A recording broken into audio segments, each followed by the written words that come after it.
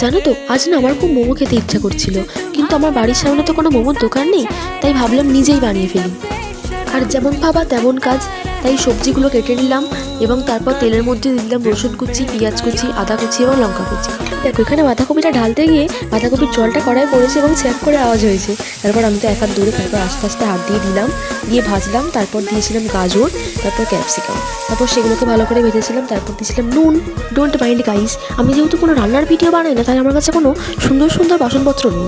এইসব middle class ফ্যামিলিতে যেমন বাসন হয়, সেরকম বাসনপত্রই আমার কাছে আছে, ঠিক আছে।